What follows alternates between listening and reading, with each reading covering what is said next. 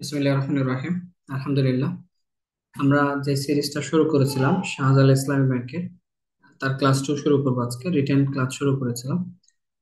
দুঃখজনক ভাবে class continue করতে চেয়েছিলাম প্রতিদিন দুইটা করে টপিক নিয়ে। প্রথম ক্লাসটা অলরেডি আপলোড দিয়েছিলাম, কিন্তু এরপরে আসলে সেকেন্ড ক্লাস নিতে নিতে বেশ কয়েকটা দিন দেরি হয়ে গেল। এর মধ্যে আপনার পল্লী দায়িত্ব হোসেন ফাউন্ডেশনের কিছু ক্লাস নিয়েছিলাম কয়েকটা। তো যাই হোক, এখন আজকে 30 তারিখ, 30/1/2। তার মানে আজকে নিয়ে কালকে আরো দুটা টপিক এবং তারপরের দিন আরো দুটো টপিক ইনশাল্লাহ আমরা কাভার করতে পারবো। তো এবং শুধু যে শাহজালাল ইসলাম ব্যাংকের সমাধান দেখবেন বা ক্লাস দেখবেন, নট নেসেসারি এরকম না। বিআইবিএম এর দেখবেন একটা আমি প্লেলিস্ট তৈরি করে দিব, সেটা তো দেখবেন।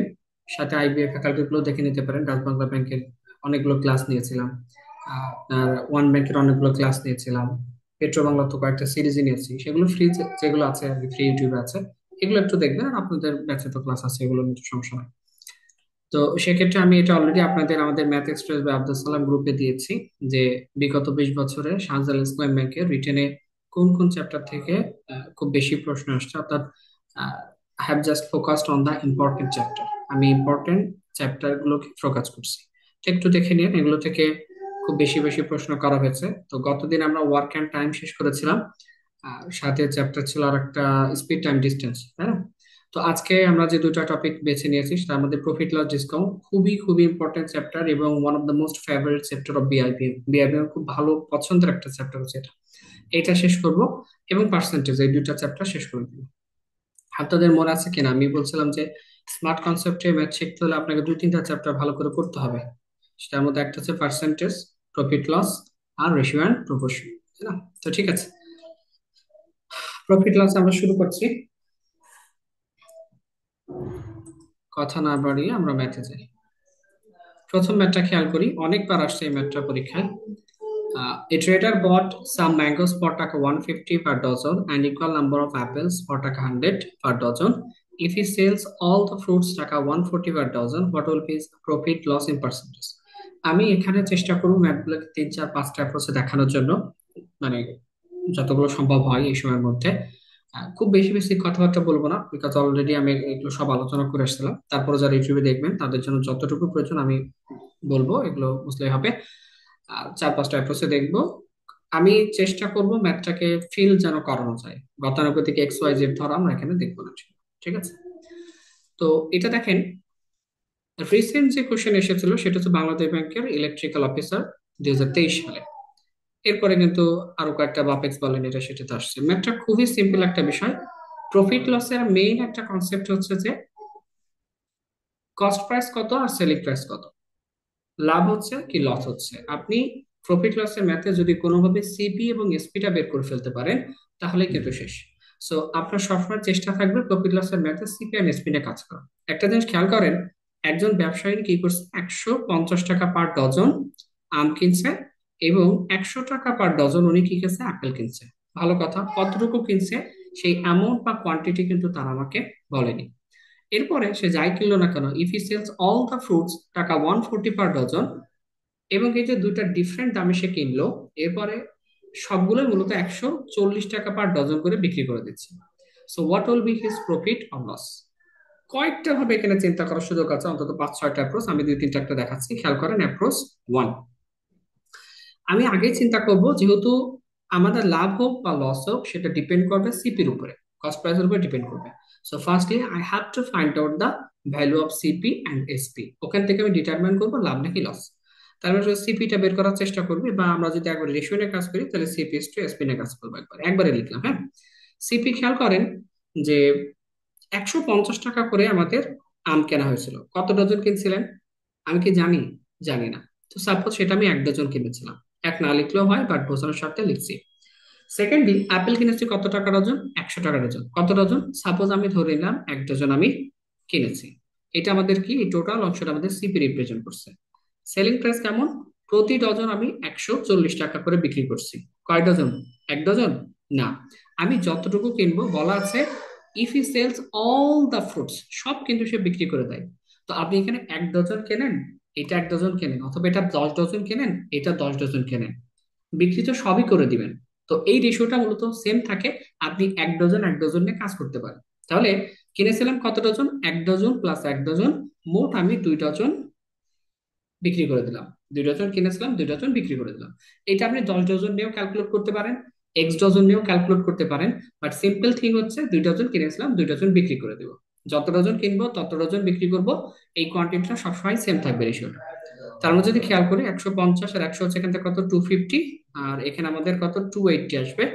এটা আমরা একটু ছোট করে নিই, এটা এটা ক্যান্সেল আউট করলে কত, 25 ইস এখান থেকে 28।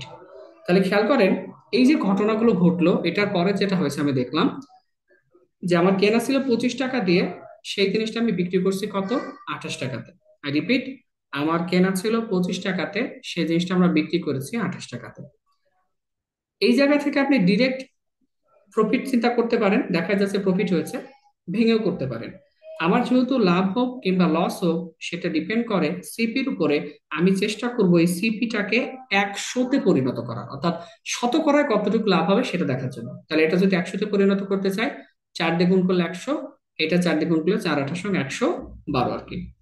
28-কে 4 দিয়ে গুণ করলে কি, 28 56, 56 56 112। তাহলে দেখা যায় ওই যে আমি কিনলাম এবং বিক্রি করলাম, এতে করে 100 টাকায় যদি কিনতাম, আমার বিক্রিটা হচ্ছে 112 টাকায়। That means I have gained 12% as the profit. তাহলে 12%-এর মতো প্রফিট পেয়েছি। এভাবে চিন্তা করতে পারেন, অথবা এভাবে চিন্তা করা যায়, 25 টাকায় কোনো কিছু কিনে 28 টাকায় বিক্রি করা। দ্যাট মিন 3 টাকা পেমেন্ট প্রফিট করছি। কত টাকা ইনভেস্ট করতে হয়েছিল? 25 টাকা। তো এটা 100-তে কত? তাহলে খেয়াল করলে দেখা যায় আমাদের 12%-এর মতো প্রফিট এখানে যুক্ত হয়। এটা একটা থিঙ্কিং স্টাইল, খুব সুন্দরভাবে হতে পারে 1 ডজন 1 ডজন নিয়ে। আচ্ছা, 10টা সেকেন্ড দাঁড়াবেন, হ্যাঁ।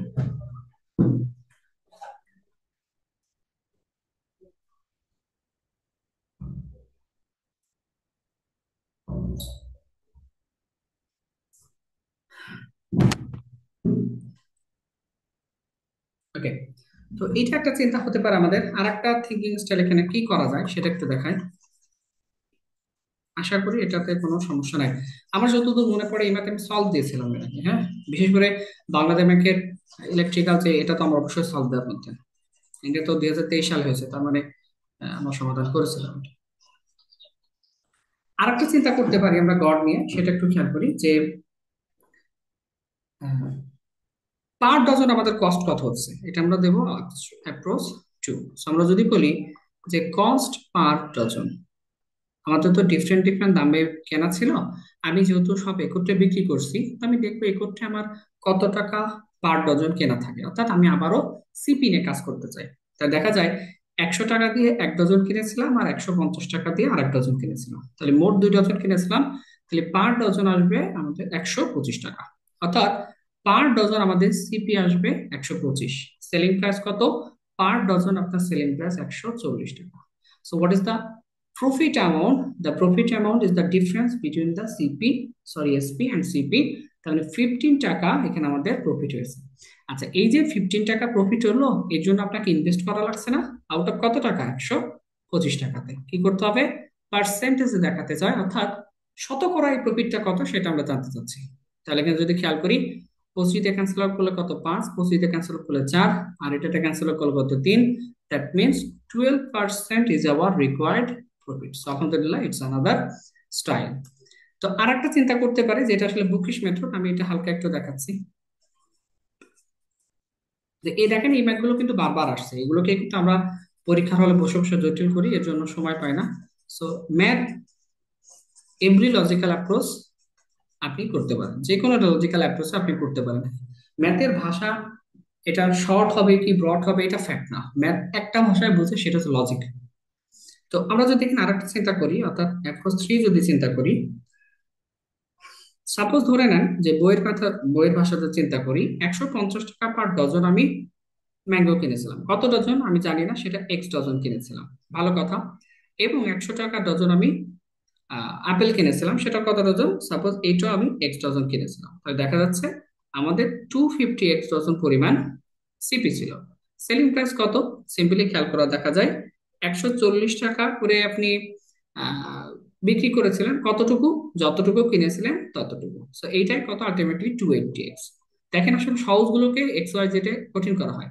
তাহলে এখানে দেখেন 30 এক্স পরিমাণ কি করা হলো, প্রফিট। কারণ বিক্রয় মূল্য হচ্ছে 280 টাকা এক্স, আর ক্রয় মূল্য 250 এক্স, তবে 30 এক্স পরিমাণ কি প্রফিট হয়েছে। এই যে প্রফিট করলেন সেটার জন্য আপনার ক্রয় মূল্য কি 250 ছিল। আগেই বলেছি যে প্রফিট হোক আর লস হোক সেটা always depending on the CP. তাহলে এটা যদি আমরা 100-এ কনভার্ট করি তাহলে আমাদের উত্তর আসবে। তাহলে এটা ক্যান্সেল করে দেন। 50 দিয়ে ক্যান্সেল করলে কত 5, আর 50 দিয়ে ক্যান্সেল করলে 2, এটা ক্যান্সেল করলে কত 6। তারপরে আমাদের প্রফিট আসে 12% মতো। তো আশা করি সমস্যা নাই। এটা একটা কনসেপ্ট গেল। নেক্সট প্রশ্ন, the total cost price of two vases is টাকা 840. One is sold at profit of 16% and another at a loss of 12%. There is no loss or gain in the whole transaction. The cost price of the vase on which the shopkeeper gains is what? চমৎকার একটা প্রশ্ন, এবং লিখে রাখতে পারেন এই টাইপের প্রশ্ন সামনের পরীক্ষা আসবে আবার।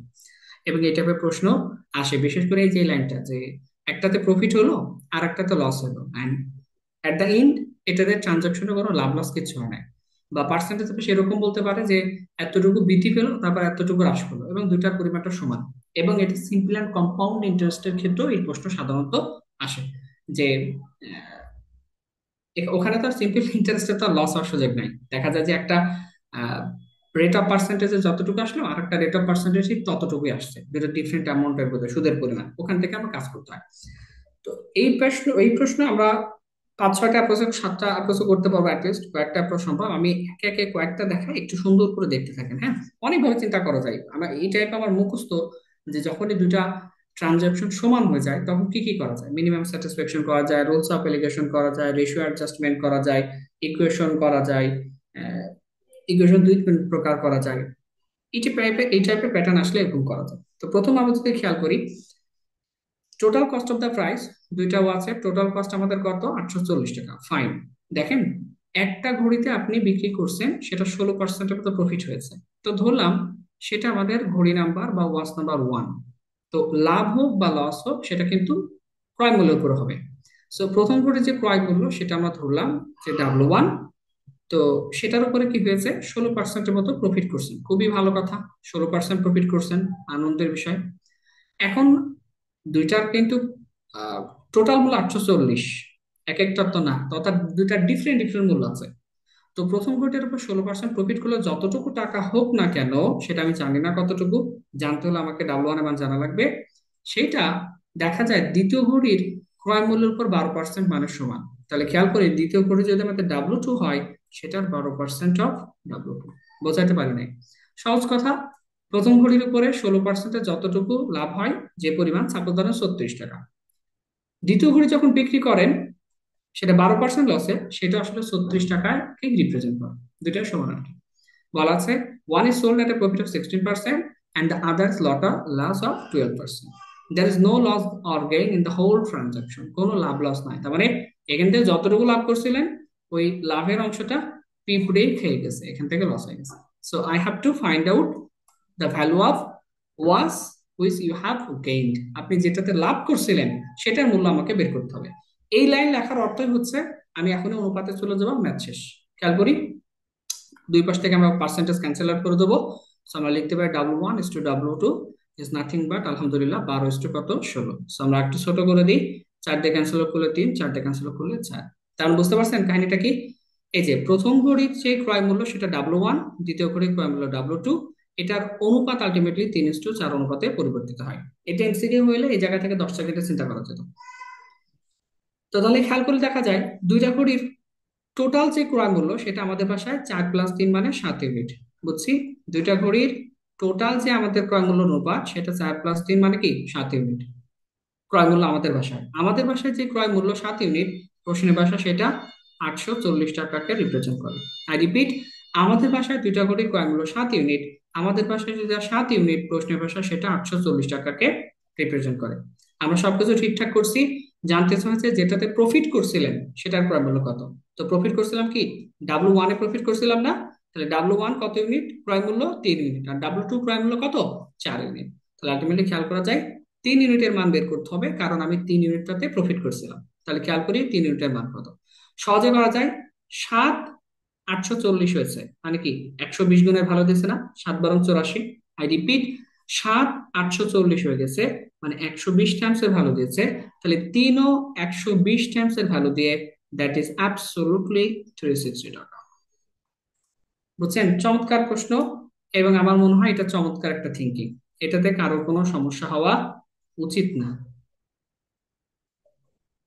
জাস্ট বলেছিলাম প্রথম ঘড়ি থেকে যতটুকু আপনি গেইন করেন দ্বিতীয় ঘড়ি থেকে ততটুকুই টাকার অংশে লস করেন।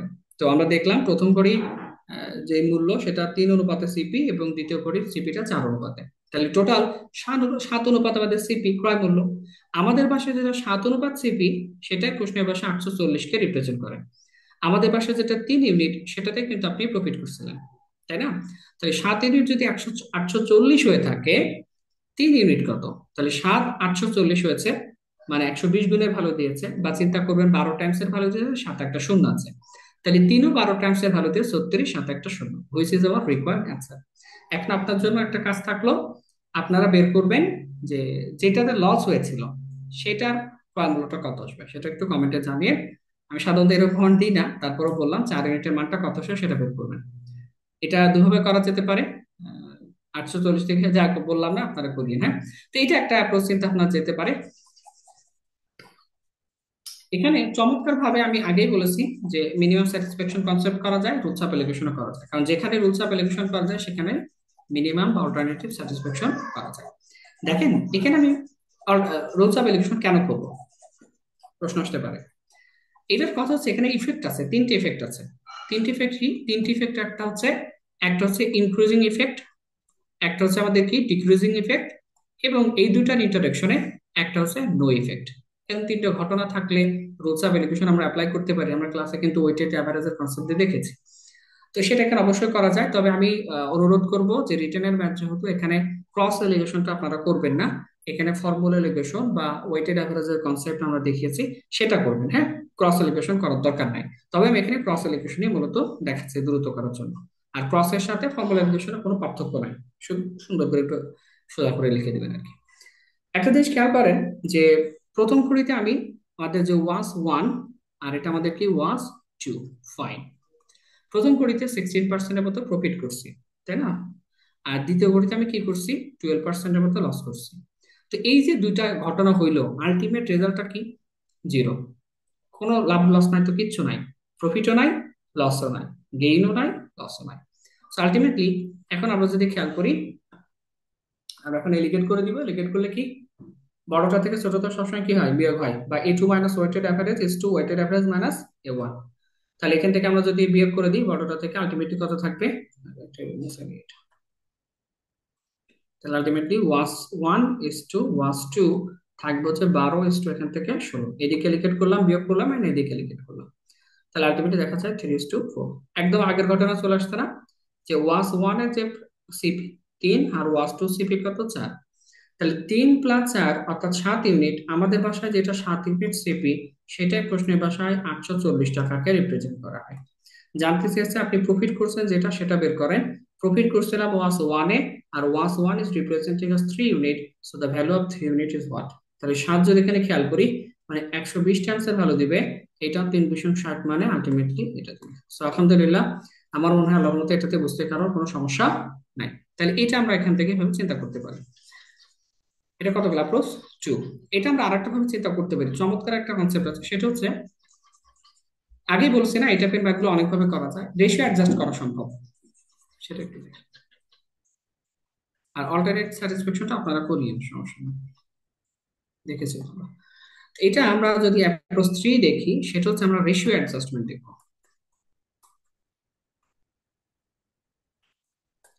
আমরা এখানে কয়েকটা ভাবে রেশিওটা অ্যাডজাস্ট করতে পারি। এখন প্রথম যদি খেয়াল করেন যে ফর ওয়াস ওয়ান, প্রথম ঘড়ির জন্য আমাদের কি কি হচ্ছে সেটা যদি খেয়াল করি, যে সিপি থাকতেছে একটা, তার একটা এসপি আছে, আর তার একটা কি আছে? প্রফিট আছে। এটাই তো কথা। সাপোজ ধরেন প্রথম কোটির কয়গুলো আমি জানি না, আমি পার্সেন্টেজের ম্যাচ যেহেতু পার্সেন্টেজ নিয়ে কাজ করতে চাই।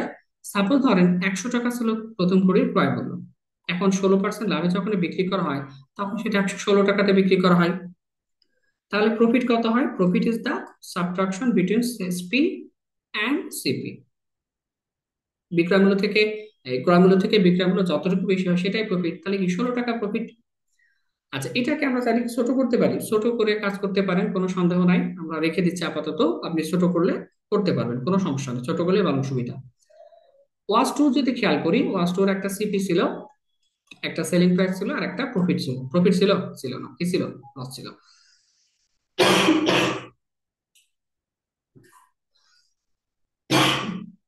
সরি।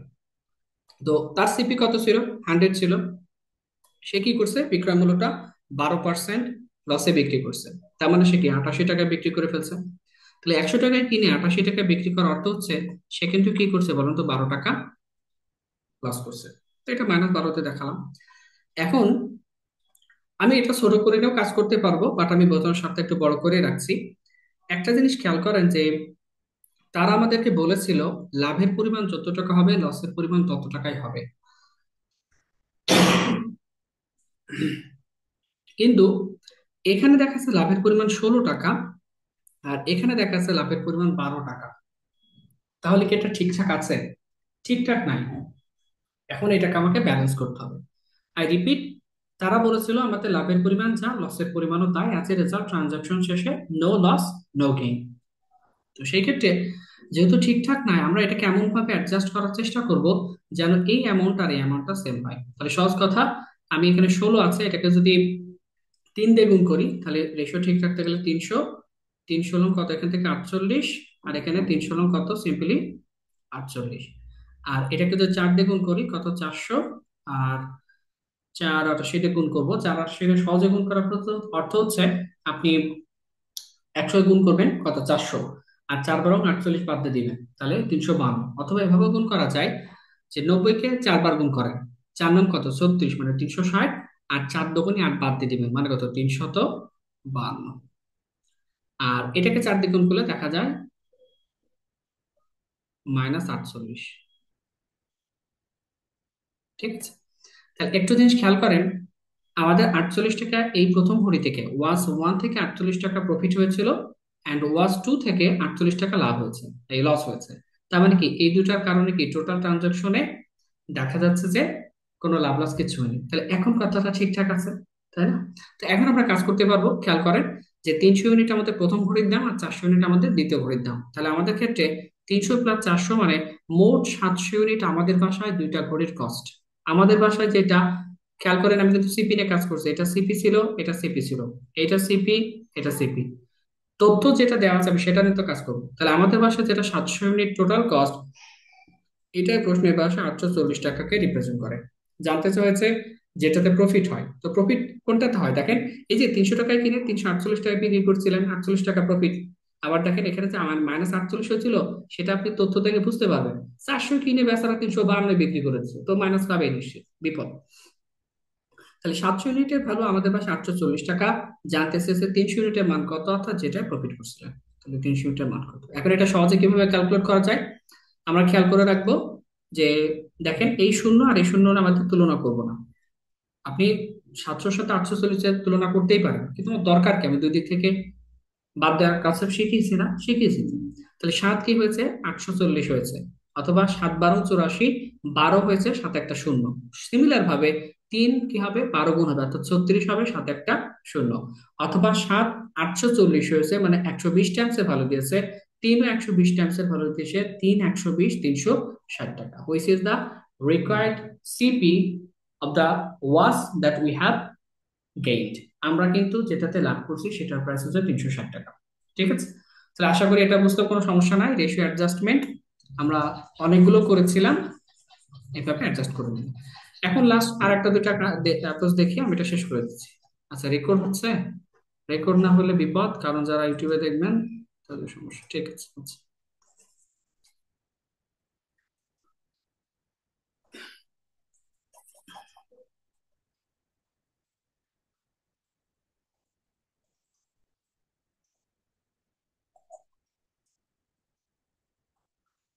আচ্ছা, এখানে আমরা কয়েকটা চিন্তা করতে পারি। প্রথমত আর একটা দুইটা অ্যাপ্রোচ দেখে শেষ করি। এক্স গুলো আপনি করতে পারেন, যে মনে করেন প্রথম ঘড়িটার প্রাইস হচ্ছে আমাদের, মানে সিপি হচ্ছে এক্স।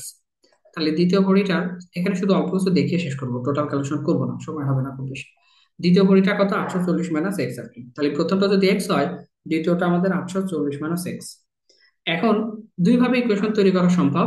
একটা হচ্ছে এক্স আমাদের যেটা ছিল সেটার উপর 16% প্রফিট করার অর্থ হচ্ছে সেটা 116% বিক্রি করে দেওয়া প্লাস দ্বিতীয় যে ঘড়িটা আছে 840 - এক্স, এটার উপর 12% লস করার অর্থ হচ্ছে 88% বিক্রি করে দেওয়া। অ্যাজ এ রেজাল্ট, যেহেতু লাভ লস কিছুই হয় নাই, অর্থাৎ আগেরটাই মূলত ব্যাক পা গেছে, তো আগের সিপিটাই ব্যাক পা গেছে। Now we have to solve for x. তো এক্স এর ভ্যালু আমরা বুঝতেই পারবো, কত একটু আগে দেখলাম 360 টাকা আসছে। সো আমি আর কষ্ট করে সলভ করবো না, এটা আপনাদের দায়িত্ব।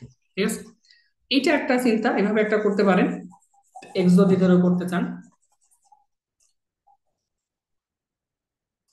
আর এক্স ধরে আমরা আরেকটা চিন্তা করতে পারি, সেটা হচ্ছে আপনার আহ এখানেও ধরে নিব যে লেস্ট কস্ট প্রাইস আমাদের যে প্রথম ঘড়ি আছে সেটা এক্স, আর দ্বিতীয় যে ঘড়ি আছে সেটা আমাদের 840 - এক্স।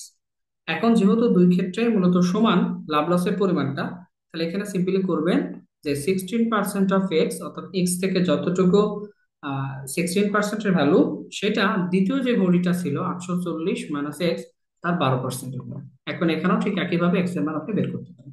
আমি জাস্ট এখানে কনসেপ্টটা দিয়ে দিলাম যে আপনি you can solve that math in this multiple process.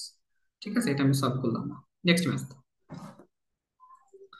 A man sells articles at 5% profit. If had bought it at 5% less and sold it for taka 1 less, he would have gained 10%. What is the cost price of the article? এই টাইপের প্রশ্ন যারা ওই যে আপনার 11 থেকে 20 গ্রেডের পরীক্ষাগুলো দেন, বা 13 থেকে 20 গ্রেডের পরীক্ষাগুলো দেন, প্রতিনিয়তই আসে যে ছাগলের দাম এতটুকু আছে, এটা যদি কিছুটা কম হইতো এতটুকু পার্সেন্ট বেশি লাভ হইতো। এই টাইপের কথাটা আছে, সেটাই আর কি, সেটাই জাস্ট ইংলিশে করা আছে। A man sells at 5% profit, একটা আর্টিকেল। তাহলে সিম্পলি বলতে পারি যে ওই আর্টিকেলের সিপি ওয়ানটা কত, আমি ধরলাম সিপি ওয়ান আমাদের 100 টাকা। ভালো কথা। তো 5% প্রফিটে বিক্রি করার অর্থ হচ্ছে সেটাকে 105 টাকাতে বিক্রি করে দেওয়া, বা 105 ইউনিটে বা 105%-এ বিক্রি করে দেওয়া। If he had bought it at 5% less, এই বেচারা যদি 5% কম দামে কিনতো, অর্থাৎ সে তখন কি করতো, 95 টাকাতে কিনে ফেলতো, বা 90, এগুলো টাকা না, ইউনিট ধরেন, সমস্যা না, একই কথা, কোন ব্যাপার না।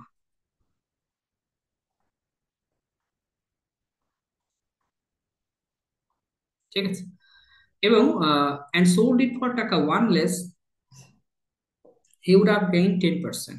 তাহলে একটা জিনিস খেয়াল করেন, ওই বেচারা যদি 5% কম দামে কিনতো, অর্থাৎ 95 ইউনিটে কিনতো, এবং আগে যা দামে বিক্রি করছিল তার থেকে যদি 1 টাকা কম দামে বিক্রি করে, অর্থাৎ আগে 105 করছিল সাপোজ, এখন একটু কম করবে, তাহলে সে কি করবে, 10% মতো প্রফিট করবে। তাহলে আমাকে অবশ্যই আগে প্রফিট করে নিতে হবে। তাহলে সেলিং প্রাইস যদি খেয়াল করি, যে 95 টাকা কিনে 10% প্রফিট করার অর্থ হচ্ছে 10 টাকার বিষয়টা 11 টাকাতে পরিণত হবে। এগুলো তো আশা করি আলোচনা করা লাগবে না, আমরা জানি 10% মানে 1/10 কে রিপ্রেজেন্ট করে। কোনো কিছু 10% বৃদ্ধি হচ্ছে, অর্থ হচ্ছে 10-এ 1 বৃদ্ধি পেয়ে সেটা কি 11/10-এ পরিণত হয়। যদি বলতাম 10% লস করে, কি হইতো, 10 থেকে ওই বিষয়টা 1 কমে 9/10-এ পরিণত হয়। আমরা আলোচনা করছি, ইউটিউবে অনেক আলোচনা করছে। ঠিক আছে, তাহলে এখানে যদি খেয়াল করি কিভাবে ক্যালকুলেশন করা যায়।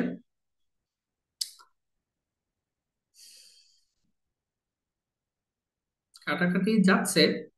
আচ্ছা, একটা কাজ করা যায়, এটা আমরা নিতে পারি 9.5 × 11। তাহলে 9.5 × 11 মানে 10 বার নিলে 95, আর একবার যদি 9.5 নেন মানে 100, 104.5, 104.5 টাকা। তাহলে একটা জিনিস খেয়াল করেন, আমাদের আগের এসপি ওয়ান 105 ইউনিট, আর এখনকার এসপি টু হচ্ছে 104.5 ইউনিট। তো এই ডিফারেন্সটা কেন হলো, কারণ আপনি 1 টাকা কমে বিক্রি করছেন এই জন্য। তাহলে আমরা বলতে পারি এই যে 105 ইউনিট, 104.5 ইউনিট, এটার মধ্যে আমাদের 0.5 ইউনিটের পার্থক্য হয়েছে। 0.5 ইউনিটের পার্থক্য কেন হলো, বিকজ অফ 1 টাকা মূলত কমে বিক্রি করছিল, অর্থাৎ আগের এসপি ওয়ান এবং এসপি টুর মধ্যে পার্থক্য হচ্ছে 1 টাকা। তাহলে আমরা যদি খেয়াল করি, তারা জানতে চেয়েছে কস্ট প্রাইসটা কত, তাহলে কস্ট প্রাইসটা কত, 100 ইউনিট। তাহলে এখান থেকে সিম্পলি 100 ইউনিটের মান বের করবো। তাহলে খেয়াল করি, 0.5 ইউনিটের মান যদি 1 হয়, মানে 2 টাইমস এর ভ্যালু দেয়, তাহলে 100 ইউনিটের মানও 2 টাইমস হয়ে 200 টাকা আসবে। সো দ্য সিপি ইজ 200 টাকা। বুঝছি? তো এটা আর একাধিক অ্যাপ্রোচ করা লাভ না, জাস্ট সহজ একটা জিনিস, একটা কন্ডিশন অ্যাপ্লাই করছে, 1 টাকার ডিফারেন্স হয়েছে। কেন হয়েছে ডিফারেন্সটা, বিকজ অফ এইটা, যে 0.5 ইউনিটের মান 1 টাকা, তাহলে 100 ইউনিট আমরা representing us the CP of the product, তাহলে 100 ইউনিটের মান হচ্ছে 200 টাকা।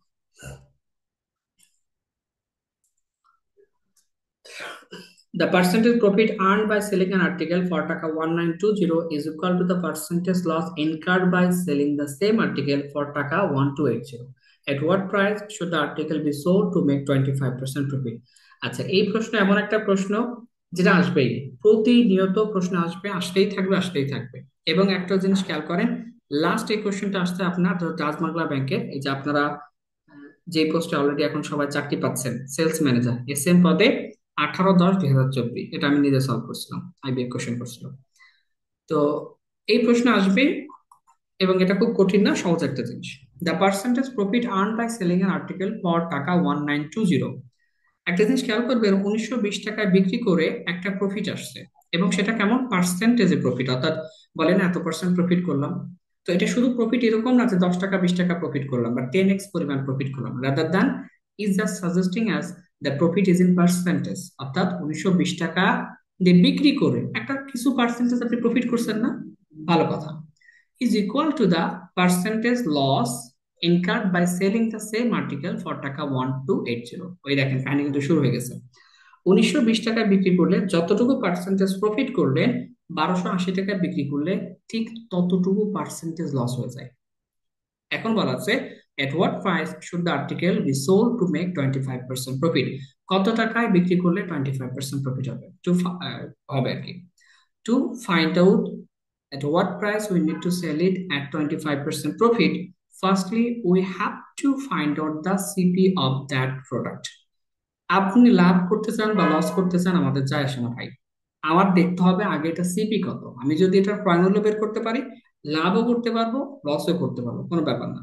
তাহলে আমার দরকার কি, দরকার হচ্ছে সিপি। তাহলে আমরা কোশ্চেন অনুসারে যদি সাজাই সুন্দর করে, খেয়াল করেন, the percentage profit earn by selling an article for taka 1920। এখন 1920 টাকায়, 1920 টাকায় বিক্রি করার ফলে কিন্তু লাভ হয়েছে। লাভ কখন হয়, বিক্রয় মূল্য থেকে ক্রয় মূল্য যদি বাদ দেন, অর্থাৎ ক্রয় মূল্য থেকে বিক্রয় মূল্য বেশি হলে তো লাভ হয়। তো এই যে একটা প্রফিট হয়েছে।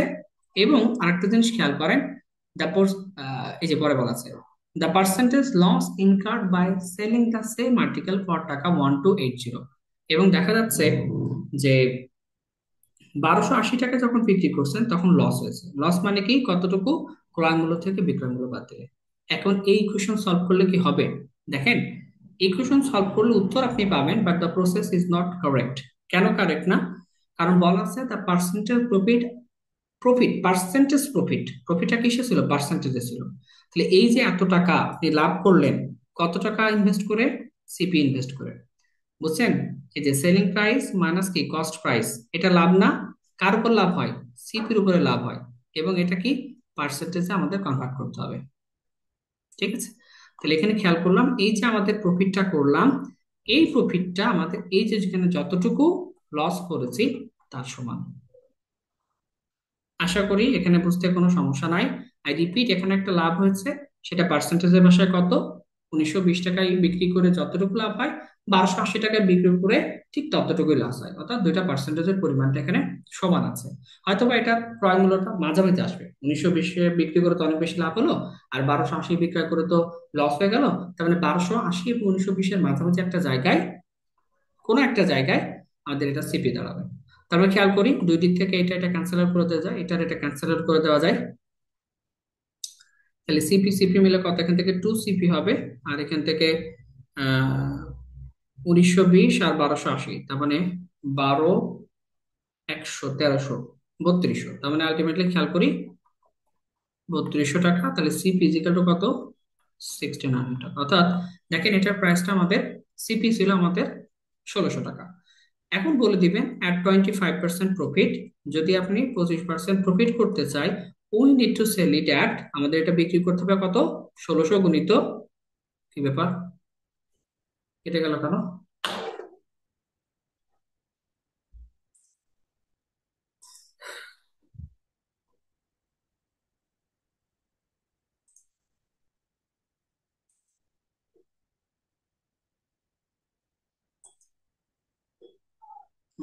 কাটে না তো, ঠিক ঠিক আছে, এবার কোথায় গেল আর কি।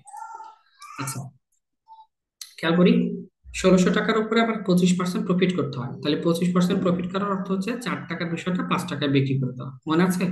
আমরা জানি যে 25% ইজ রিপ্রেজেন্টেড অ্যাজ 1/4, অর্থাৎ পার্সেন্টেজের ভাষায় যেটা 25%, ফ্রাকশনে সেটা 1/4 কে রিপ্রেজেন্ট করে। কোনো কিছু 25% লাভ করার অর্থ হচ্ছে 4 ইউনিট থেকে সেটা 1 ইউনিট বৃদ্ধি করে 5 ইউনিটে পরিণত হয়, তাহলে 4 ইউনিট থেকে 1 ইউনিট বৃদ্ধি করে 5 ইউনিটের বিক্রি করলে 25% প্রফিট হয়। তাহলে যদি খেয়াল করি এটা আমাদের কত, 400, তাহলে 2000 টাকাতে আমরা এটা কি করব, বিক্রি করব। আশা করি এটা বুঝতে কারোর সমস্যা নাই। ঠিক আছে, নেক্সট ওয়ান, আমরা পরের প্রশ্নে যাচ্ছি। A fruit seller bought 20 kg mangoes for টাকা 100 per kg and equal amount of apples for টাকা আচ্ছা এটা তো রিপিট না, শাহজালাল ইসলাম ব্যাংক 2018 টিও, এটা প্রথম দিকে করলাম না, শাহজালাল ইসলাম ব্যাংক 2010, তার মানে এটা রিপিট হয়েছে 18 সালে টিওতে যেটা আসছে, আপনার এম টিওতে 2010 সালে আসছে, সেম কোশ্চেন। তাহলে এটা তো করার কিছু নাই, বেঁচে গেলাম আর কি, সুবিধা হলো আমার। Next one, a shirt was sold for টাকা 171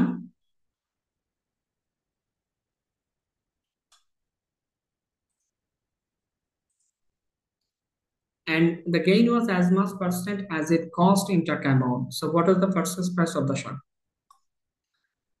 এই টাইপের একটা বাংলা এমসিকিউ প্রশ্ন আপনাদের আসে এবং ওটার উত্তর 200 আমার মুখস্থ আছে। বলে যে একটা পণ্য যত টাকায় কিনলেন ঠিক তত টাকায় প্রফিট করলেন, মানে এরকম একটা প্রশ্ন ছিল যতদূর মনে পড়ে। আর ক্রয় মূল্য যতটুকু, প্রফিটও ঠিক ততটুকুই করেন, করার পরে একটা প্রাইস মানে দাঁড়ায় আর কি। এরকম একটা প্রশ্ন আছে, ওটার উত্তর 200 মনে আছে। তো এখানেও ঠিক একই টাইপের কথা, শার্ট ওয়াজ সোল্ড ফর টাকা 171, 171 টাকায় একটা শার্ট বিক্রি করা হয়েছে।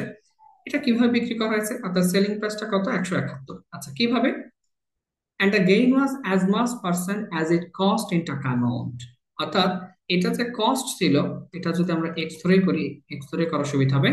সাপোজ ধরেন এক্স টাকা কস্ট ছিল। আচ্ছা বিক্রয় মূল্যটা কিভাবে নির্ধারিত হয়, বিক্রয় মূল্য নির্ধারিত হচ্ছে ক্রয় মূল্যের উপরে হয় সেটা লাভ করবে, অর্থাৎ সিপির উপরে হয় প্রফিট করবে, তারপর সেটা সেলিং প্রাইস দাঁড়াবে, সিপির উপরে হয় আপনি লস করবেন, তারপর সেটা বিক্রয় মূল্য দাঁড়াবে।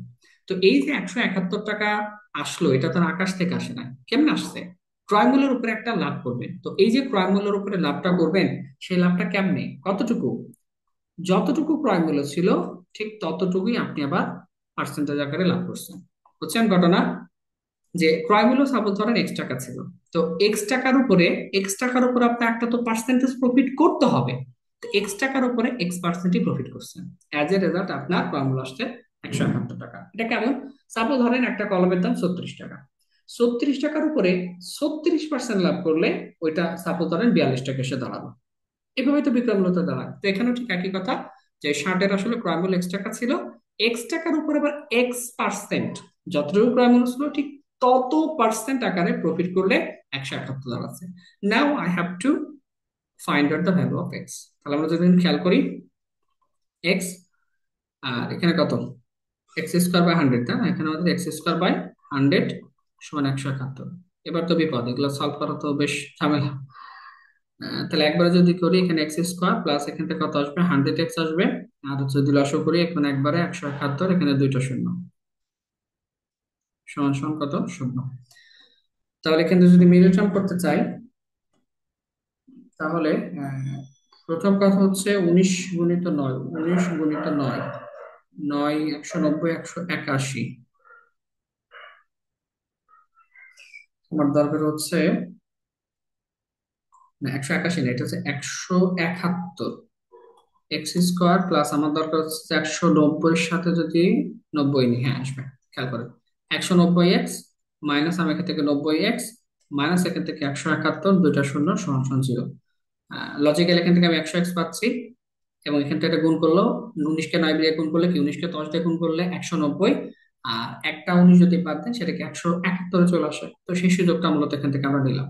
তাহলে এক্স ইন্টু এখান থেকে আলহামদুলিল্লাহ এক্স প্লাস 190, আর মাইনাস 90 নিলে এখান থেকে এক্স প্লাস 190 সমান শূন্য। তাহলে একটা ভ্যালু পাবো এক্স প্লাস 190, আর একটা ভ্যালু পাবো এক্স মাইনাস এখান থেকে 90।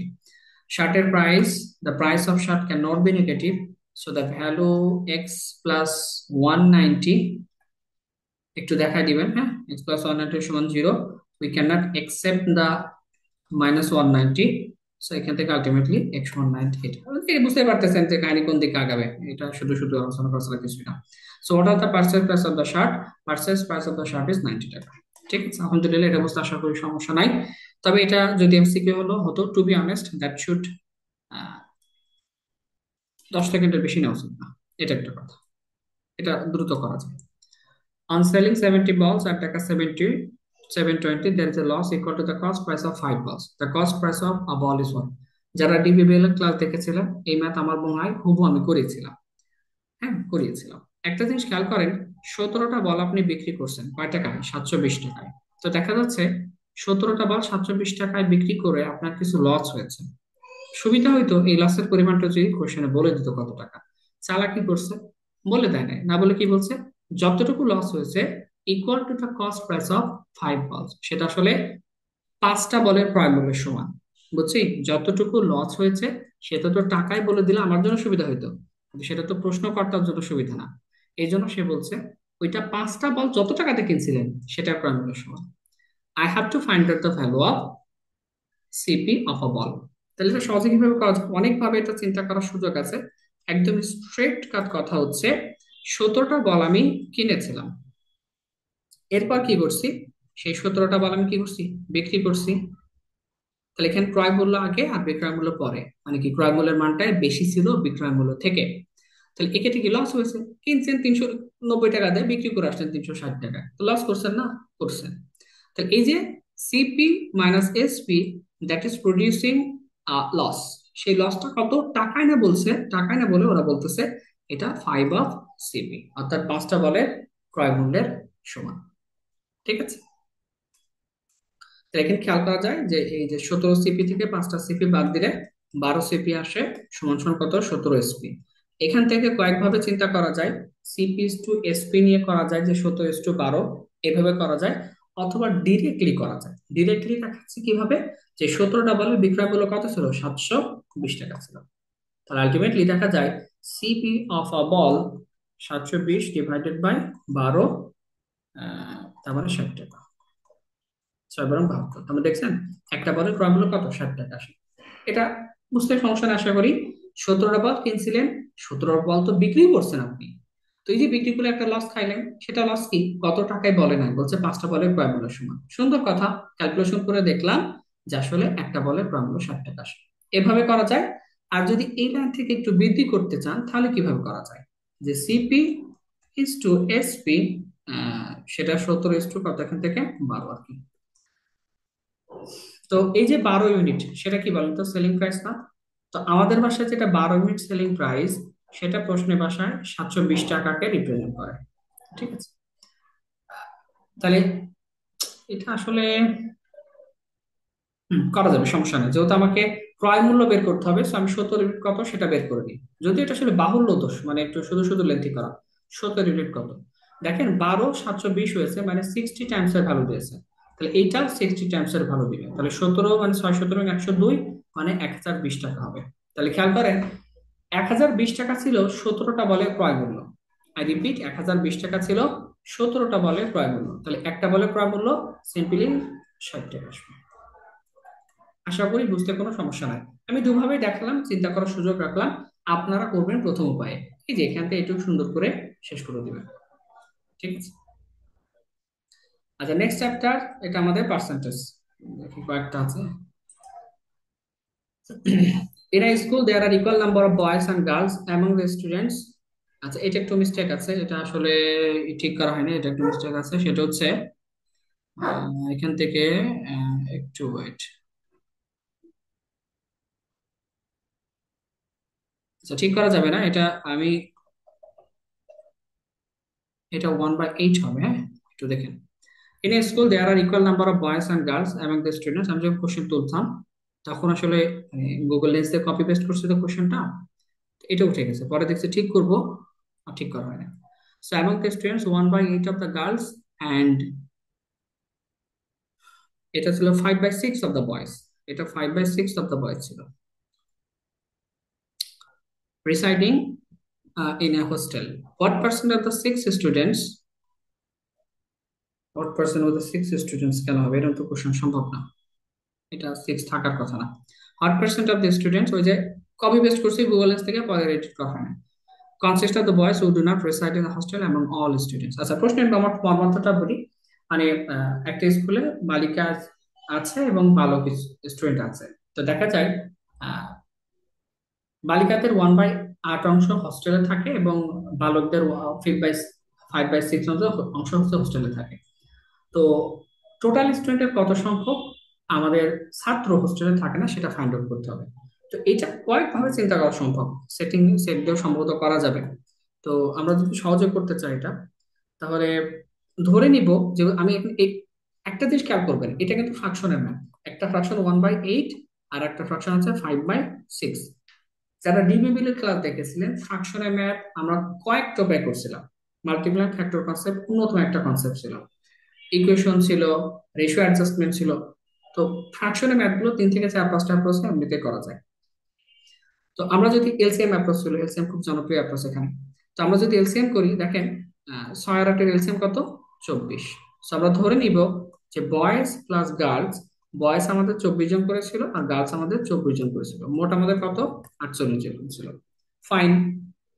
এখন তো number of boys not residing in the hostel কত সেটা আমরা বের করতে চাই, কারণ টোটাল স্টুডেন্টের বয়েজ কত সংখ্যক হোস্টেলে থাকে না সেটা বের করতে বলছে। তো দেখা যাচ্ছে 5/6 অংশ হোস্টেলে থাকে। তো আমরা দেখলাম বয়েজ আমাদের আছে কত? 24। তার 5/6 যদি হোস্টেলে থাকে, তাহলে 1/6 ডেফিনেটলি হোস্টেলে থাকে না। তাহলে হোস্টেলে থাকে না কতজন? ক্যান্সেল করে দেখা যায় 4 জন হোস্টেলে থাকে না। এটা আর কিচ্ছু না, এই যে 4 জন হোস্টেলে থাকে না, সেটা টোটাল স্টুডেন্টের কত এবং সেটা পার্সেন্টেজের ভাষায় কত বের করলে শেষ। তাহলে খেয়াল করি, 4 দিয়ে এটা ক্যান্সেল করলে কত? 12। আর 12 আলটিমেটলি এটা হচ্ছে, আর 12কে 100 তে ক্যান্সেল করলে আলটিমেটলি 8.33% আসে। এটা একদম মুখস্থ মান। 12.5 দিয়ে করলে সম্ভবত 8.5 আসে, আলটিমেটলি 8.33 আসে। তাহলে এটা আমাদের এই প্রশ্নের সঠিক উত্তর। 8.25 আসে মনে হয়, যাই হোক। তো এটা একটু ক্যালকুলেশন করবেন এই যারা ক্যালকুলেশন ভুল করলাম। 4 দিয়ে ক্যান্সেল করলো 3, 4 দিয়ে ক্যান্সেল করলো কত? 25, 3 8 24, না ঠিক আছে। এটাই প্রশ্ন সঠিক উত্তর। In a country, 60% of the male citizen and 70% of the female citizen are eligible to vote. 70% of the male and 60% of the female citizen is eligible to cast their vote. So, what fraction of the citizens voted during the election? এটার কথা হচ্ছে একটা দেশে 60% mail citizen এবং 70% female citizen vote দেওয়ার জন্য যোগ্য। এখন সবাই তো আর ভোট দিবে না। তো দেখা যায় মেল সিটিজেনের, খেয়াল করেন, মেল সিটিজেনের যতটুকু ভোট দেওয়ার যোগ্য ছিল তার 70% ভোট দিয়েছে, এবং ফিমেল সিটিজেন যতটুকু ভোট দেওয়ার যোগ্য ছিল তার মাত্র 60% ভোট দিয়েছে। So what fraction citizens voted during there election? তাহলে ফ্র্যাকশনের ভাষায় কতটুকু ওই সময় ভোট দিয়েছে সেটা আমাকে বের করতে হবে। অনেকভাবে চিন্তা করা যায়, যে আপনি যদি মেল ফিমেল টোটাল চিন্তা করেন, যে সাপোজ ধরেন মেল ছিল আমাদের কত এখান থেকে 100, আর ফিমেল ছিল কত এখান থেকে 100। অনেকভাবে এটা চিন্তা করার সুযোগ আছে, এই ম্যাথ 10 বার উপায় করা সম্ভব। এখন আমরা যদি এলিজিবল মেল দেখি, কতটুকু ভোট দিয়েছে, আর না ভোট দিয়েছে সেটা না, যে মেল আমাদের মন করেন ওই গ্রামে দেশে 100টা করে আছে, 100%, 100 ইউনিট আছে, ফিমেল 100 ইউনিট আছে। আমরা যদি এলিজিবল মেল দেখি, সবাই তো আর ভোট দেওয়ার যোগ্য না। এই যে লেদা বাচ্চা আছে 10 বছর 12 বছর, যদিও আসলে ভোটের কাহিনী আর কি, আমাদের তো আসলে ভোট দেওয়াই টাফ। তো এলিজিবল মেল কত? 60। আর এলিজিবল ফিমেল কত এখান থেকে? 70। এখন এদের সবাই আবার কিন্তু ভোট দেয় নাই, দিছে? দেয়নি। কি হয়েছে? এই যে মেল যারা ছিল এলিজিবল মেল, তার 70% মতো আমাদের ভোট দিয়েছে। তাহলে 60 70% কত? 42। চোখ বন্ধ করে বলা যায়। কেমনে বলা যায়? ডিরেক্ট শিখেছি অনেকবার, যে কোনো কিছু 10% মানে ডেসিবেল এক ঘর বামে আসা। 60 10% মানে কত? 6। তো 10% যদি 6 হয়, 70% 6টা কত? 42। অথবা আপনি 1%-এর কনসেপ্ট এখানে দরকার নাই, 10% কনসেপ্টই সুন্দর। 42 প্লাস এলিজিবল ফিমেল যতটুকু ছিল, তার আবার 60%-এর মতো ভোট দিয়েছে। তাহলে একই কথা, 70 60% কত? উল্টা ভাইস ভার্সা, 70 60% কত? 42। 10% যদি 7 হয়, 60% মানে 6 গুণ 6টা 42। তা আলটিমেটলি দেখা যায় আলহামদুলিল্লাহ 84 ইউনিট যতটুকু ছিল তারা ভোট দিয়েছে। এখন টোটাল কতটুকু ছিল? 100 100, 200 ইউনিট আমাদের টোটালি জনসংখ্যা ছিল। What fraction of the citizens, এটা কিন্তু সিটিজেন্স বলছে। এলিজিবল ভোটার কত ছিল সেটা না, টোটাল সিটিজেনের কতটুকু ভোট দিয়েছে সেটা জানতে চাই। উম, তাহলে যদি খেয়াল করি, 4 দিয়ে ক্যান্সেল করলে কত, 21, আর 4 দিয়ে ক্যান্সেল করলে কত এখান থেকে, 50। হ্যাঁ, তাহলে আলটিমেটলি, আচ্ছা 50 আসলে যে কাজ নাই, কারণ যেহেতু ফ্রাকশন, হ্যাঁ ঠিক আছে, 21/50 সেটাই। ফ্রাকশন যেহেতু চেয়েছে, 21/50 ইউনিট আমাদের কোড দিয়েছে। আর যদি এটা পার্সেন্টেজ চাইতো, তাহলে কিভাবে করতাম? সিম্পলি এখানে আমাদের 84 পারতাম, ডিভাইডেড বাই কত, 200 আছে। পার্সেন্টেজের কারণে এটাকে 2 দিয়ে গুণ করলে 42, এটা 2 দিয়ে গুণ করলে 100, তার মানে তখন বলতাম যে 42%-এর মতো আমাদের এখানে ভোট দিয়েছে। আশা করি আর বুঝতে সমস্যা নাই। Two students appeared at an examination. One of them secured 9 marks more than the other, and his marks were 56% of the sum of their marks. So, what are the marks obtained by them? এই math অনেকেই পারবে, শুধু একটা জায়গায় প্যাস লাগাবে যে and his marks were 56% of the sum of their marks, এই জায়গায় ভাববে যে কি দিয়ে কি হবে। এটা আসলে কিছুই না, দেখেন টোটাল তাদের সাম একটা মার্ক, মানে টোটাল সাম আছে না, সামটা কত, 100%। দুইজনের মোট মার্ক মন করেন আমাদের 100%। তো 100%-এর ভিতরে একজন দেখা যাচ্ছে আরেকজনের থেকে 9 মার্কস বেশি পেয়েছে, এবং সে আসলে টোটাল মার্কসের 56% নাম্বার পেয়েছে। তার মানে কি, টোটাল মার্কস যদি 100 হয়, তাহলে একজন যদি 56% নাম্বার পায়, আর একজন ডেফিনেটলি কত, 44%-এর মতো নাম্বার পেয়েছে। বুঝছেন ঘটনা? ওই যে 9 নাম্বার ও বেশি পাইলো, ওই বেচারা যে 9 নাম্বার বেশি পাইলো, অ্যাজ এ রেজাল্ট দেখা যাচ্ছে টোটাল যে মার্কটা ছিল তার 56%-এর মতো মার্ক সে পেয়েছে। তার মানে 56% মার্ক যদি সে পেয়ে থাকে, 9 মার্ক বেশি পেয়ে, other one has obtain only 44% mark, and the difference between 56 and 44 is nothing but 12%. And আমাদের ভাষায় যেটা 12%, this is absolutely equivalent to 9 mark, তাই না? এই যে একজন আরেকজন থেকে যে 12% মার্ক বেশি পায়, সেটা কি প্রশ্নের ভাষায় 9 মার্ককে রিপ্রেজেন্ট করে। এখন আমাদের ভাষায় যেটা 12% মার্ক বেশি পাওয়া, which is representing as the 9 mark. এখন জানতে চাইছে তাদের আলাদা আলাদা মার্ক কত। তাহলে একজন দেখা যায় 56%-এর মতো মার্ক পেয়েছে, সেটা কত, আর একজন 44%-এর মতো মার্ক পেয়েছে, সেটা কত বের করতে হবে। তো এটা ইন্ডিভিজুয়ালও করা যায়, আলাদা আলাদাভাবেও করা যায়। তো আমরা যদি চিন্তা করি, 12 9 হয়ে গেছে, এটা একটু ছোট করে নেওয়া যায়, 4 দিয়ে ক্যান্সেল করলে 3, হ্যাঁ, আর 4 দিয়ে ক্যান্সেল করলে 4 4 56। এখন তুলনা করব, সেটা আমাদের জন্য সুবিধা। 3 9 হয়েছে, which is giving us the value of 3 Times. 3 9 এর অর্থ হচ্ছে তিন তিন গুণ হয়েছে। ঠিক একইভাবে 14 3 গুণের ভ্যালু দিয়ে 42 মার্ক আসবে। তো দেখা যায় 56% অর্থ সে আসলে 42 মার্ক পেয়েছে। 44% তুলনা করতে পারেন, বাট আরো সহজ হচ্ছে, একজন যদি 42 মার্ক পায়, সে কিন্তু 56% অর্থাৎ 9 মার্ক বেশি পেয়েছিল, তাহলে আরেকজন 9 মার্ক কম পাবে না। তাহলে এখান থেকে 9 মার্ক কম পাওয়ার অর্থ হচ্ছে সিম্পলি 33 মার্ক। অথবা যেভাবে তুলনা করলাম সেভাবে তুলনা করতে পারেন, সেটা কি, যে 12% যদি আমাদের 9 হয়ে থাকে, 44% আর এক বান্দা, সেই বান্দার মার্ক কত। 4 দিয়ে ক্যান্সেল করলে 3, 4 দিয়ে ক্যান্সেল করলে 11। 3 যদি 9 হয়ে যায়, 3 টাইমস এর ভ্যালু দেয় 11, 3 টাইমস এর ভ্যালু দিয়ে 33 আছে। So this is the mark they have obtained in in that exam. একজন 42 আর একজন 33। বুঝতে পারছি ঘটনাটা? অতএব এই টাইপের ম্যাথগুলো আমার মনে হয় খুব দ্রুত সমাধান করা সম্ভব, এবং এগুলো কিন্তু সামনে পরীক্ষা আসবে, এগুলো খেয়াল করবেন, ঠিক আছে? আচ্ছা, পার্টনারশিপ আজকে করবো না, 2টা টপিক কভার করতে চেয়েছিলাম। সো আলহামদুলিল্লাহ 2টা টপিক শেষ করলাম। কালকে 1 তারিখ, চেষ্টা করব আরো 2টা টপিক এখান থেকে কভার করার। তাহলে দুইটা দুটা 4টা হলো, কালকে 2টা করতে পারলে 6টা টপিক হয়ে যাবে, আর তারপরে 2টা হলো 8টা। এখন দোয়া রাখতে হবে, যদি হয় তাহলে আলহামদুলিল্লাহ শেষ। ওকে, লাস্ট এখন কাজ কি?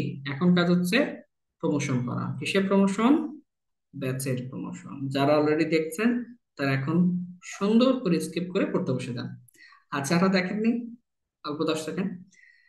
বিষয় হচ্ছে যে ব্যাচ, রিটেন ব্যাচ শুরু করতে চেয়েছিলাম গত মাসের 1 তারিখ থেকে, অনেকের সম্মানই নিয়েছিলাম, তাদের সম্মানটা ব্যাক দিয়ে দিচ্ছি, কারণ আমার ব্যস্ততার কারণে আমি আসলে ব্যাচটা কন্টিনিউ করতে পারি না। কিন্তু রিটেন ব্যাচ কেন্দ্রিক আমার ব্যাপক আশা ছিল, স্বপ্ন ছিল। আমি এত কিছু তৈরি করছি, এত মানে পিডিএফ এত সমৃদ্ধ করে তৈরি করছিলাম যে আসলে বলার বাইরে।